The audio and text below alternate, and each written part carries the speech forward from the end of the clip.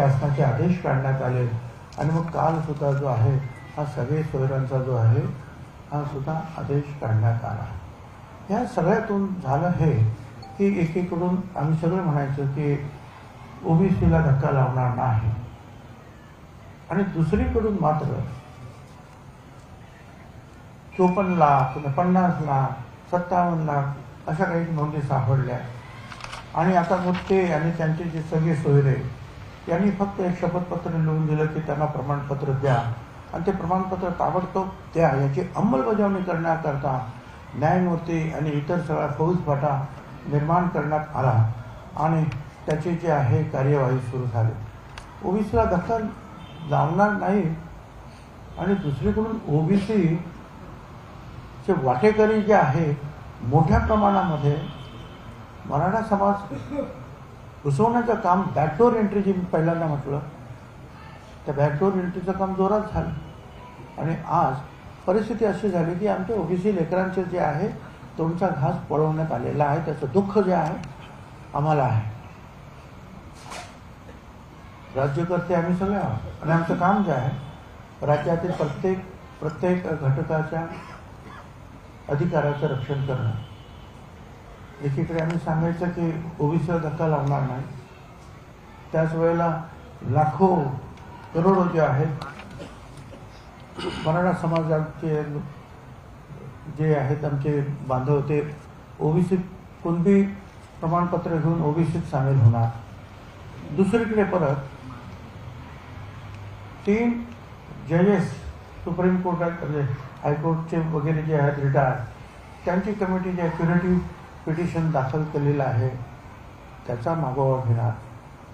परत जो आयोग होता त्या आयोगातील जे मूळ सदस्य होते की जे बहुतेक सगळे ओबीसी समाजाचे होते त्या सगळ्यांना जे आहे राजीनामा द्यावा लागला. का द्यावा लागला हे त्यांना आपण विचारू शकता. आणि तिथे असे लोक भरण्यात आले आणि हा अजेंडा देऊन की मराठा समाजाला आपल्याला ओबीसीमध्ये आरक्षण द्यायचं आहे हा अजेंडा देण्यात आला. खरं म्हणजे ओबीसी आयोग आहे तो मराठा आयोग झाला आणि त्याच्यामध्ये आता एक शुक्रे साहेब आहेत त्यांना अध्यक्ष केलं.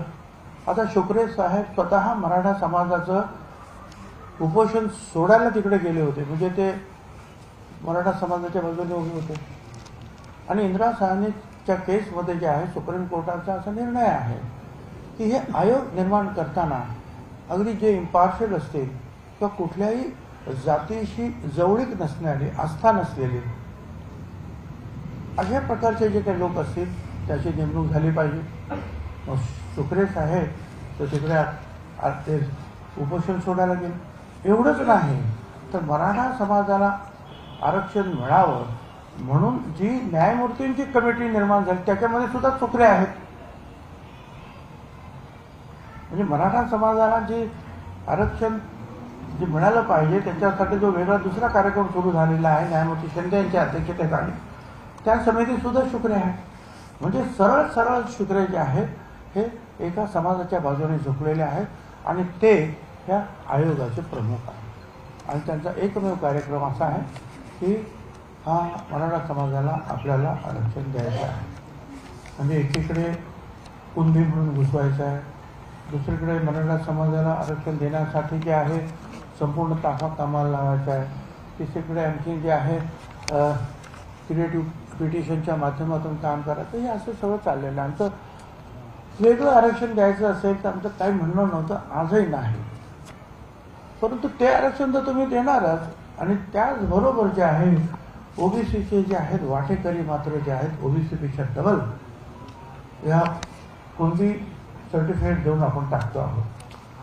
तो आमचा जो अन्याय आहे ते आमचं खरं दुःख आहे आणि म्हणून त्यासाठी जे आहे आज आम्ही सगळे महाराष्ट्रातले अनेक शॉर्ट नोटीसने बोलवले होते. बरेचसे लोक आले. त्याच्यामध्ये आमदार गोपीचंद पडळकर आहेत, माजी आमदार राम शिंदे माझे मंत्री पण नारायणराव मुंडे, शबीर अन्सारी साहेब, महेश झगडे, लक्ष्मण हाके, कल्याण दळे, सत्संग मुंडे, दौलतराव शितोळे असे अनेक जे आहेत प्रमुख मंडळी, राजाराम साळवे, राजाराम पाटील, बी.डी. चव्हाण, डॉक्टर स्नेहा सोनताटे, सनी आमरे, बसवराज खेडकर, अरुण खरमाटे, राजाभाऊ नागरे, सुनील मेटे, हे वेगवेगळ्या समाजाचे सगळे नेते आहेत. आणि नंतर सुभाषराव, दिलीप खैरे, दिवाकर गमे, कर्डक, बालबुद्धे, शंकरराव लिंगे, डॉक्टर नागेश गवळी, प्रतेश गवळी, तुकाराम मिटकर, पांडुरंग शेट्टी, आणि इथे आणखी काही नावं राहिली पण असतील. प्रकाश शेंडगे जे आहेत ते एका मिटिंगमध्ये आहेत. जानकर साहेब जे आहेत ते बेळगावमध्ये आहेत, त्यांच्यासोबत निरोप आले, ते उद्या येऊन भेटणार. तर ही सगळी मंडळी जी आहेत आम्ही इथे आज भेटलो. बरीचशी चर्चा झाली आणि एक प्रकारचं दुःख, संताप निर्माण जे व्यक्त करण्यात आला. वेगवेगळ्या आमच्या अनेक जवळजवळ 70-75 तरी इथे वेगवेगळ्या समाजाचे, सगळे वेगवेगळ्या समाजाचे, लहान लहान समाजाचे सुद्धा नेते आहेत, त्यांनी इथे व्यक्त केला. काही आम्ही ठरावसुद्धा इथे मंजूर केले. ठराव क्रमांक 1 आहे, महाराष्ट्र शासनाने मराठा आरक्षणासंदर्भात सगळे सोयरे या शब्दाची व्याख्या बदलून मराठा समाजाला कुणबी प्रमाणपत्र देण्यासाठी महाराष्ट्र शासन राजपत्र असाधारण भाग 4ब दिनांक 26 जानेवारी 2024 नुसार मसुदा काढला आहे. यामुळे ओबीसी समाजाचे भीतीचे वातावरण निर्माण झाले असून आपला हा निर्णय मूळ ओबीसीवर अन्याय करणारा आहे. त्यामुळे 26 जानेवारी 2024चा हा राजपत्राचा मसुदा रद्द करण्यात यावा असा ठराव या ठिकाणी संमत करण्यात आला. ठराव क्रमांक 2 संमत करण्यात आला. महाराष्ट्र सरकार नियुक्त न्यायमूर्ती संदीप शिंदे समिती ही असंविधानिक असून मागास वर्ग आयोग नसताना मराठा कुणबी मराठा जात नोंदीचा शोध घेऊन कोणत्याही मागास वर्ग आयोगाने, राज्य किंवा राष्ट्रीय आयोग, मराठा समाजाला मागास ठरविलेले नसताना या समितीच्या शिफारशीवरून प्रशासनाकडून मराठा कुणबी प्रमाणपत्राचे वितरण केले जात आहे. सदर मराठा कुणबी मराठा प्रमाणपत्राचे वितरणाला स्थगिती देण्यात यावी असा ठराव करण्यात येत आहे.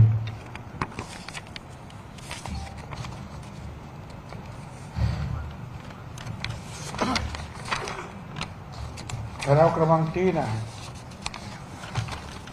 भारतीय संविधानातील आर्टिकल 338 प्रमाणे उपरोक्त निकालाच्या आधारे संबंधित जाती घटकाबाबत आसक्ती नसलेले कॉन्फ्लिक्ट ऑफ इंटरेस्ट सदस्य नियुक्त करणे अपेक्षित असताना न्यायमूर्ती सुनील फुकरे, ओमप्रकाश जाधव, प्राध्यापक अंबादास मोहिते या मराठा आरक्षण या विषयाबाबत आसक्ती असलेल्या व्यक्तींचा मागास वर्ग आयोगावर बेकायदेशीर पद्धतीने नियुक्त्या केल्या. त्याचबरोबर मागास वर्ग आयोगाचे सदस्य आणि अध्यक्ष हे इंदिरा सहानी खटल्यातील निकालाप्रमाणे संबंधित जातीशी आसक्ती असलेले नसावे असे अपेक्षित असताना मागास वर्ग आयोगाचे नवनियुक्त अध्यक्ष सुनील सुकरे हे मराठा समाजाचे सक्रिय ॲक्टिव्हिस्ट कार्यकर्ते आहेत. त्यामुळे राज्य मागास वर्ग आयोग व न्यायमूर्ती शिंदे समिती रद्द करण्यात यावी असा ठराव करण्यात येत आहे. हे आम्ही 3 ठराव इथे मंजूर केले, ते आम्ही शासनाला पाठवू. आणि माझ्या तमाम ओबीसी बांधवांना, भगिनींना, तरुणांना विनंती आहे की आपल्या मुलाबाळांच्या भविष्यासाठी आपण सगळ्यांनी बाहेर पडलं पाहिजे, एकत्रित आलं पाहिजे, गट बाजूला ठेवले पाहिजे. 374 ज्या जाती आहे एकत्रित त्यांनी आपली शक्ती दाखवली पाहिजे. आणि त्यासाठी 1 तारखेला आपापल्या आमदार, MLA किंवा NLC किंवा खासदार आणि तहसीलदार यांच्याकडे जाऊन ओबीसी आरक्षणाचा बचाव करावा या संदर्भातल्या मागण्या त्यांच्याकडे देतील. त्यांच्या पुढे जे आहे आपापल्या पद्धतीनं जे आहे त्या मागण्या मांडण्याचा प्रयत्न करतील. लाखोच्या संख्येने जे आहे याच्यामध्ये त्या सगळ्या ओबीसी बांधवांनी बाहेर पडलं पाहिजे आणि हा कार्यक्रम सगळ्या आमदार खासदारांना कळलं पाहिजे की ओबीसी भटक्या विमुक्त हे सुद्धा या राज्याचे नागरिक आणि मतदार आहेत, ज्यांची राजकीय पक्षांना आणि निवडणूक लढवणाऱ्यांना गरज आहे. त्यामुळे त्यांच्याकडे सुद्धा जाऊन आपण ही मागणी केली पाहिजे. ही मागणी करत असताना सर्व मराठा असतील, ओबीसी असतील, दलित असतील, आदिवासी असतील, कुणी असतील आमदार, त्या सगळ्यांकडे त्या मतदारसंघातील लोकांनी हजारो लाखोच्या संख्येने बाहेर पडून जायचं आहे. 16 फेब्रुवारीपर्यंत हा जो सगळे सोयरेंचा जो काही मसुदा पाठवलेला आहे त्याच्यावर लाखो हरकती ज्या आहेत या सगळ्यांच्या आमच्या वतीनं जे आहेत आम्ही दाखल करणार आहोत. 3 फेब्रुवारीला अहमदनगरला जे आहे पुन्हा एकदा ओबीसीचा प्रचंड एल्गार मेळावा आयोजित केलेला आहे. त्या मेळाव्याला सुद्धा सगळ्या आमच्या ओबीसी बांधवांनी हजर राहावं अशी मी विनंती करतो आहे. या ओबीसी समाजामध्ये भटक्यामुक्त समाजामध्ये अनेक विचारवंत आहेत, अनेक लेखक आहेत, अनेक वकील आहेत, अनेक वक्ते आहेत. त्या सगळ्यांनी ह्या आमच्या कामामध्ये आमच्या ह्या आंदोलनाला सहकार्य करावं. वकील असतील त्यांनी कोर्टामध्ये ज्या वेगवेगळ्या पद्धतीनं आपलं जे आहे पूर्णपणे शक्तीनं कोर्टात उभं राहून ओबीसीवरचा अन्याय कसा होतो हे कोर्टाला आपण पटवून दिलं पाहिजे.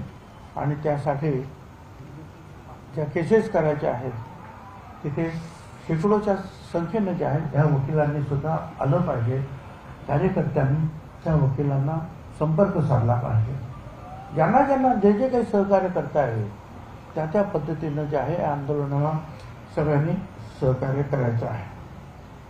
नंतर हा विचार सुरू आहे अजून त्याचं जे आहे फायनल जे आहेत तारखा किंवा इतर सगळ्या गोष्टी ज्या आहेत डिटेलिंग जे आहे आता आम्ही करतो आहे. आणि ते म्हणजे महाराष्ट्र यात्रा ओबीसीची हे आपण काढतो ओबीसी एल्गारची महाराष्ट्र यात्रा. त्याची सुरुवात अर्थातच मराठवाड्यातूनच होईल आणि त्याची तपशील जो आहे आता लवकरच जो आहे जाहीर करण्यात येईल. आणि या राज्यामध्ये ओबीसी भटक्यामुक्त समाज हा 54% आहे. पण त्याचबरोबर माझी विनंती जी शेड्यूल कास्ट आहे, दलित, जी शेड्यूल ट्राईब आहे, आदिवासी आणि इतर समाजाचे जे लोक आहेत त्या सगळ्यांना माझी विनंती आहे की हे आक्रमण जे आहे झुंडशाहीचं आक्रमण आहे. ते आज ओबीसीवर होत आहे, उद्या पुन्हावरही ते होऊ शकेल. याचा प्रतिकार करण्यासाठी सगळ्यांनी एकत्र या आणि या आमच्या प्रतिकार आंदोलनाला जे आहे साथ द्या असे आम्ही सगळ्यांच्या वतीनं त्या ओबीसी बांधवांना भगिनी मातांना साथ घालतो आहोत, विनंती करतो आहोत. आज ज्या पद्धतीनं तुम्हाला पत्रकार परिषद चलो हिंदी करेंगे. देखिए आज जो है गए 3 महीने से अरे ठीक है कल 3 महीने हुए हैं जो आंदोलन मराठा समाज के कुछ लीडरान जो है उन्होंने शुरू किया है. पहले तो सिर्फ कहा था कि भाई निजाम शाही में जो हमारे कुछ नाम जो है कुंजी करके है तो उसकी खोज की जाए और हमको आरक्षण दिया जाए. सरकार ने उसको मान्यता दी तो एक कदम और आगे बढ़ा. इस पूरे जो मराठवाड़ा में जितने भी मराठा है उनको कुछ भी सर्टिफिकेट दिया जाए और ओबीसी में लिया जाए। फिर कहा गया कि पूरे महाराष्ट्र में जो है जितने मराठा लोग हैं उनको कुछ भी सर्टिफिकेट दिया जाए। फिर कहा गया कि हमको जो आरक्षण चाहिए वो ओबीसी में ही चाहिए। हालांकि ये आरक्षण महाराष्ट्र में 4 पिछले जो आयोग हुए उन्होंने उसको नकारा है। इतना ही नहीं, सुप्रीम कोर्ट ने भी यह मांग को जो है मंजूरी नहीं दी। इसके बावजूद जो है कई लोग, कई जो है फॉर्मर जस्टिस है, कई उनकी कमेटी की गई, कई जो आयोग था उनके जो ओबीसी के सदस्य जो है वो उन्होंने इस्तीफा देने के लिए उनको मजबूर किया गया। फिर वहाँ ऐसे लोग लाए गए और यही प्रोग्राम दिया गया कि मराठा समाज को जो है आरक्षण देना है और अलग अलग रास्ते जो है अपनाए गए। एक तरफ से जो है कुलवी सर्टिफिकेट 54 लाख लोग अब कहते हैं, कोई कहता है कि 57 लाख लोग इनकी जो है खोज हुई है और उनके जो भी जो फैमिली मेंबर्स है या लंबे तक उनको भी जो है वो कुलवी सर्टिफिकेट दिया जाएगा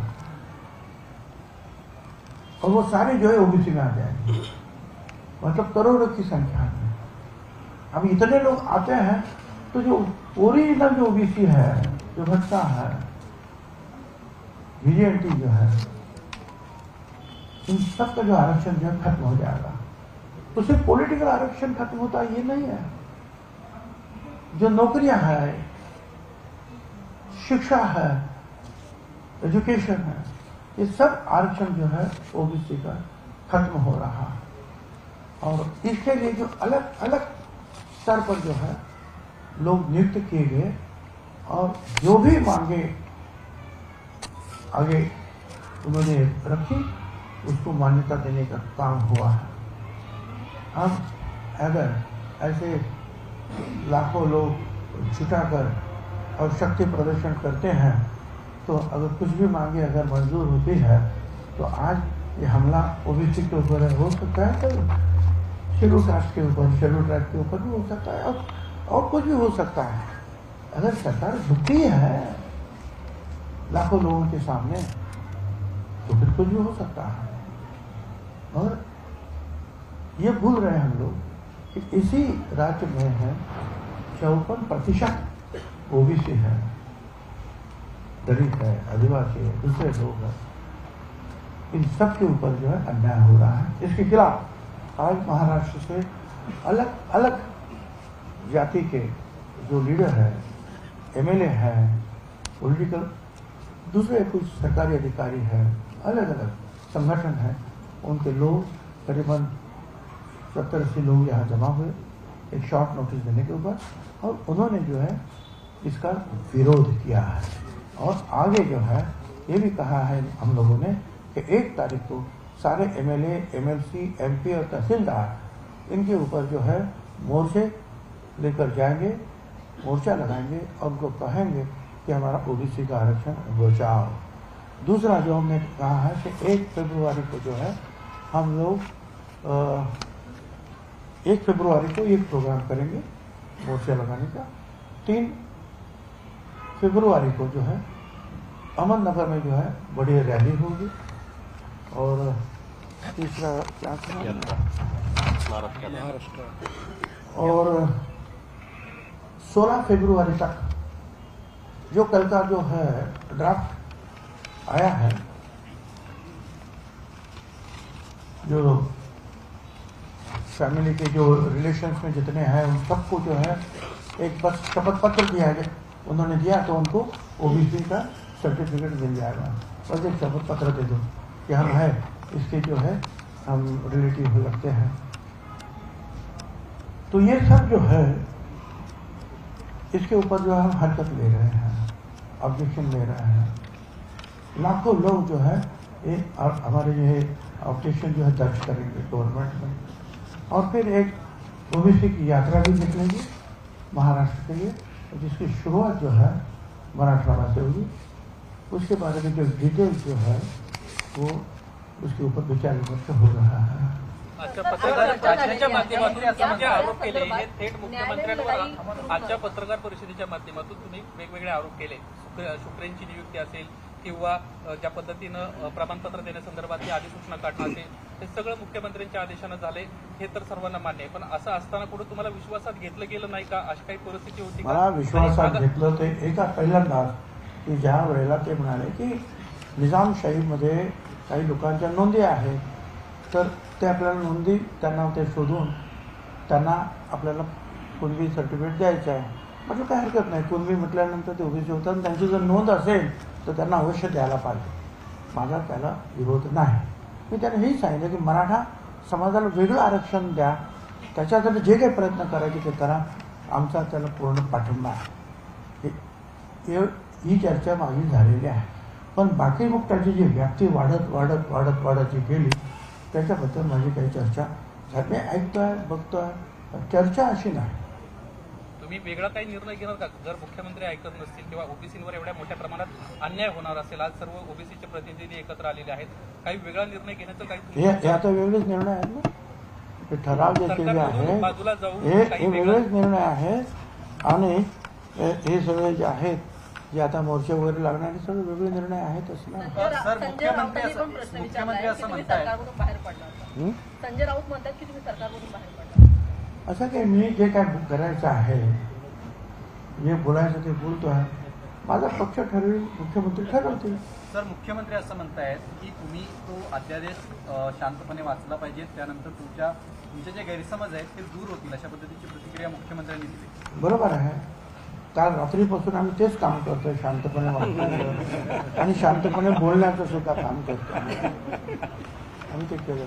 आणि म्हणून आम्हाला जे ते वाटलं या सगळ्यांना थोडंसं त्याच्यामध्ये काही वकील आहेत, काही डॉक्टर्स आहेत, काही राजकीय पुढारी आहेत, काही संघटनांचे नेते आहेत, सगळ्यांची चर्चा केल्यानंतरच मी तुमच्याशी बोलतोय. माझं मत जे मी मांडलंय ते आमच्या सगळ्यांचं मत आहे, माझ्या एकट्याचं मत नाही आहे, आमचं सगळ्यांचं मत आहे. सर, न्यायालयीन लढाई कशी असणार याच्यामध्ये? आम्ही ते करणार सुरुवात. काही त्याच्याबद्दल काही पावलं टाकण्यात आलेली आहे, काही पावलं ज्यात उद्यापासून पडतील. तुम्हाला असे म्हणताय की जोपर्यंत सरसकट म्हणजे ज्या पद्धतीने सगळे सोयऱ्यांना जे प्रमाणपत्र देत नाही तोपर्यंत आंदोलन पुन्हा एकदा सुरू करतात. तो त्यांचा प्रश्न आहे. जसं तो त्यांचा प्रश्न, त्यांच्यावर मला काय मी कशाला बोलू? आणि ते काय बोलतात ते सध्यापर्यंत आतापर्यंत तर होत आलेलंच आहे. त्यामुळे ते कुठेतरी आता हे थांबलं पाहिजे आणि जे चुकीचं झालं आहे ते सुधारलं गेलं पाहिजे. आमचं आरक्षण वाचवा. आम्ही कोणाचं द्या म्हणत नाही. आम्ही भटक्या विमुक्तांनी ओबीसीचं आमचं आरक्षण, आमचा हक्क वाचवा एवढीच साथ जी आहे आम्ही सरकारला आणि जनतेला घालतो आहोत. मात्र वारंवार एक असं होतं की ओबीसी समाजाला आरक्षण आहे ते कुठलाही धक्का लागणार नाही असं वारंवार सांगितलं जात आहे. मात्र मग मला तुम्ही सांगा, तुम्ही मला उत्तर द्या की तुम्ही 4 लोक आहेत, एक कॅमेरा वापरतायत, तुमचा तो हक्क जे आहे त्याला धक्का लागणार नाही आणि दुसरे आणखीन 10 त्याच्यामध्ये टाकले, मग काय होणार? 4चे 14 होणार. मग तो कॅमेरा कोणी वापरायचा? साधी गोष्ट आहे. धक्का तर तुम्हाला दिला नाही, पण 10 तुमच्या शेजारी आणून बसवले, मग झालं वाटत. सर, विजयंती आणि ओबीसी प्रवर्गाचं आरक्षण कसं काय रद्द होईल असा सुद्धा प्रश्न. काय विजयंती जर मराठ्यांना 19% ओबीसी प्रवर्गात घेतलं जात असेल तर विजयंती जी आणि इतर ओबीसीचं प्रवर्गाचं आरक्षण आहे ते कसं रद्द होईल? जरांगीने प्रश्न केला. रद्द असं होईल की केंद्रीय नोकऱ्यांमध्ये फक्त ओबीसी ओळखला जातो, तिथे याला ब्रॅकेट वगैरे टाकलेले नाही. नंबर 1. नंबर 2, निवडणुकीला फक्त ओबीसी ओळखला जातो, जात ओळखली जात नाही, ब्रॅकेट ओळखला जात. विजयंती पण नाही राजकारणात. विजयंती वगैरे सर फक्त ओबीसी. बरोबर असंच राजकारणाचं त्याला स्वरूप आहे. कुठच्या निवडणुकीला उभं राहायचं असेल तर स्थानिक स्वराज्य संस्थेच्या आणि केंद्र सरकारच्या काही नोकरी किंवा शिक्षण याच्या बाबतीमध्ये हवं असेल तर ते ओबीसी म्हणून मिळतं. तुम्हाला विश्वासात संदर्भात ज्या पद्धतीनं तुम्हाला विश्वासात घेतलं नाही त्याच पद्धतीनं दोन्ही उपमुख्यमंत्र्यांना घेतलं नाही का? कारण ते दोघंही कालच्या निर्णयामध्ये मला जे बोलायचं ते बोललो आणि जे बोलायचं ते बोलत असतो आणि तुम्ही मी जे काही बोलतो ते ऐकतात आहे. त्यांना काय बोलायचं, काही लोक माझ्याशी सहमत नाही म्हणून म्हणतात, तर नाही सहमत आहे. माझं हे मत आहे, आमच्या सगळ्यांचं हे मत आहे, हे मी तुमच्यासमोर सांगतो. आता आणखी तुम्ही मुख्यमंत्र्यांची भेट घेणार आहात काय? सगळ्यांना घेऊन हा आक्रोश त्यांच्यासमोर मांडणार आहात का? नाही, त्यांनी जर बोलवलं आम्हाला चर्चेला तर आम्ही जरूर जाऊ, आमचं म्हणणं मांडू. पण एक लक्षात ठेवा, आम्ही हे जे इथं आलो निर्णय घेतले तर आम्ही अनेक सभांमधून ज्या जाहीरपणे सांगितलेला की या ओबीसीवर ज्या बॅकडोअर एंट्रीचा कार्यक्रम तुम्ही राबवू नका, ओबीसीमध्ये बॅकडोअर एंट्री करू नका. हे सातत्याने आम्ही जे आहे प्रत्येक लाखो लोकांच्या मीटिंगमध्ये सांगतात आणि तरीसुद्धा हे चालूच आहे. मग आता आम्ही काय करावं तरी काय तुम्ही सांगा. सर, अनेक नेते टीका करतात आहेत, पण जेव्हा सामान्य माणसांच्या प्रतिक्रिया आम्ही स्वतः घ्यायला गेलो होतो तेव्हा असं म्हटलं जातं की निवडणुका आल्या की धर्माचं राजकारण किंवा जातीचं राजकारण महाराष्ट्रात आता पहिला सुरुवात झालेली आहे. याकडे कसं बघतात सामान्य माणसं? माझं राजकारण जे आहे हे 35 वर्षापासून ओबीसीसाठी मी करतो आहे.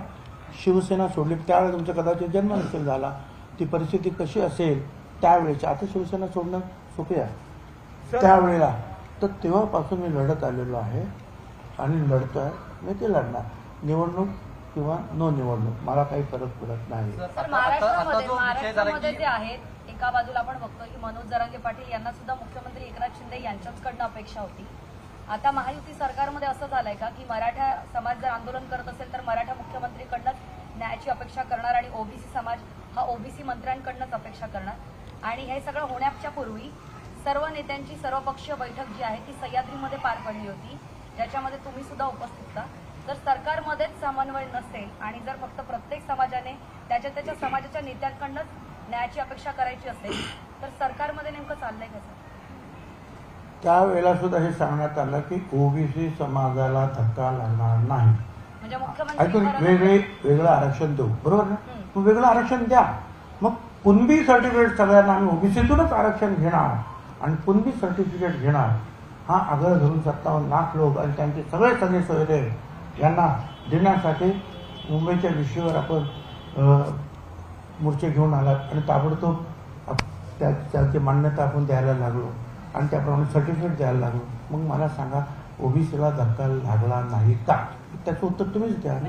सीएम हे मराठा असल्यामुळे ओबीसी समाजाकडे लक्ष देत नाहीये. पुढे तर तुमचा प्रश्न असा आहे की काल मुख्यमंत्र्यांनी मनोज जरांगे पाटील यांच्या हातामध्ये कागद दिला. तुमचं असं म्हणणं आहे की बॅकडोअर एंट्री होतीये. प्रत्यक्षात मराठा समाजाला आरक्षण मिळेल का आणि मिळेल का? किती म्हणजे सोपं ही संपूर्ण प्रक्रिया? असं आहे की मराठा समाजाला आरक्षण मिळावं म्हणून प्युरिटी पिटिशन दाखल केलेलं आहे. 2 वेळा तो प्रयत्न झाला, कायदा बनवण्यात आले. एकदा पृथ्वीराज चव्हाण मुख्यमंत्री असताना, एकदा फडणवीस साहेब मुख्यमंत्री असताना. दोन्ही वेळांनी पाठिंबा दिला की कुठल्याही इतर समाजाच्या आरक्षणाला धक्का न लावता मराठा समाजाला आरक्षण द्यायचं आहे. मग हायकोर्टापर्यंत ते टिकलं, फक्त सुप्रीम कोर्टात अडचण आली. तर तेवढी सुप्रीम कोर्टातली अडचण तुम्ही सोडवली तर प्रश्न मिटला असता. पण तुम्ही म्हटलं नाही, सगळ्यांना कुणबी सर्टिफिकेट द्या, सगळ्या मराठा समाजाला ओबीसीमध्ये आरक्षण द्या. काय हा शेवटचा मुद्दा घेऊन ही मंडळी आली आणि मग त्यासाठी जे आहे जे करायचं आहे ते सरकारकडून केले गेले असं दिसतंय. सर, हे ओबीसी प्रमाणपत्र देऊन आता ज्या येणाऱ्या स्थानिक स्वराज्य संस्थांच्या निवडणुका आहेत, आता अनेक मराठ्यांकडे ओबीसी हे प्रमाणपत्र असेल, त्यामुळे हा स्थानिक स्वराज्य संस्थांमध्ये ओबीसीला हा राजकारणात सुद्धा धक्का द्यायचा एक डाव आहे. नाही, ते राजकारणातलं तर 100% ओबीसीचं आरक्षण संपलंच आहे, आता गेलं आता.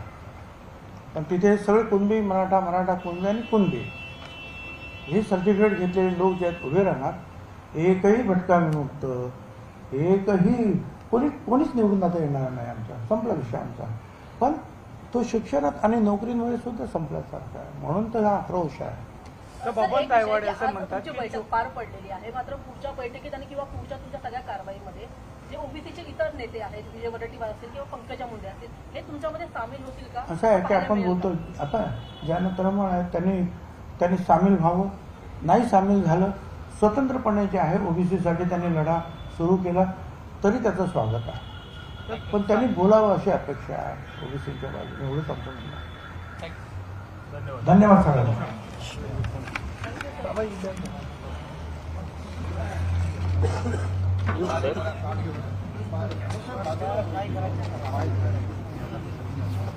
अरे ते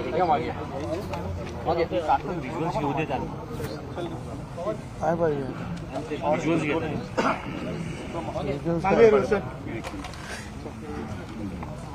चला येऊ